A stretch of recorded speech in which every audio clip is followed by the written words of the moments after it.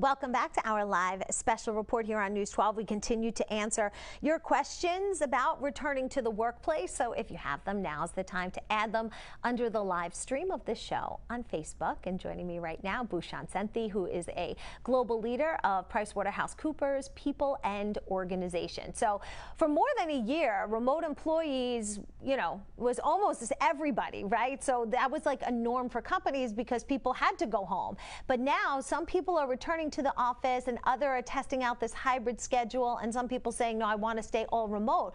But when it comes to making that decision, are people possibly unintentionally leaning away from their career goals because they're not going to be there in person?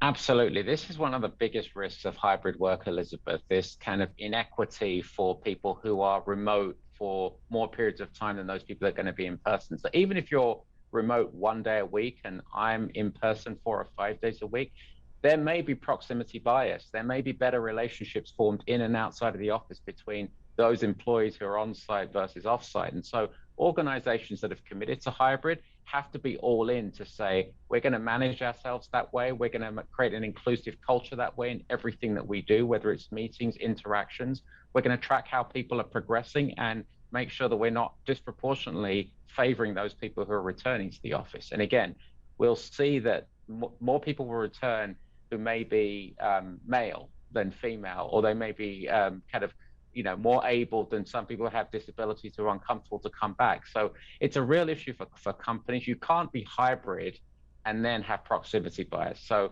firms are looking into this. They are looking into investing in kind of the right culture, the right tools, and the right management practices. But this will be the trickiest part of making hybrid work. And when we talk about, the future of work, where we are right now, like this is really the pivotal time. It is. I mean, firms for years have been managing global organizations remotely. They've moved lots of work to overseas locations and they manage global teams in this way. There's trickiness of people a few days a week. And especially if you think about New York, Elizabeth, this is a high contact city. This is a contact sport. We congregate, we run in Central Park, we go to Broadway theaters, we go to restaurants, we go to offices. So it's going to be tough to be a fully remote company operating in New York, which is why there's 2 to 3 days. And again, it will be different for different companies. It'll be different now. It'll be different in 12 months and 24 months. That's why this piece has to be balanced in the right way if we want to continue to attract and retain businesses and talent to the city.